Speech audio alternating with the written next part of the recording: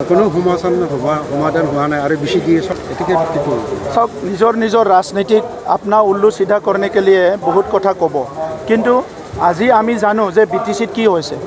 ইয়াত বিটিসিত যোনি মানুহ নাই হি বিটিসিৰ কথা নাজানে হি কিবা এটা পাৰসেপশন কোনবা এটা কৈছে তাৰ ওপৰত কব আমি বিটিসিত আছো আমিয়ে জানো ইয়াত কি হৈছে কি হোৱা নাই আগৰ 17 বছৰত বিপিএফৰ দিনত কি হৈছিল আমাৰ সময়ত কি হৈছে এইটো আমাৰ মানুহে জানে সেই সময়ত 17 বছৰত 49,000 ঘৰ বনাইছিল 59,000 আমাৰ সময়ত 3 লাখ ঘৰ হৈ গল এই ঘৰখিনি কেনেকৈ হল MGNৰেগাৰ 9,000তকৈ অধিক কাম হল এই কামবিলাক কেনেকৈ হল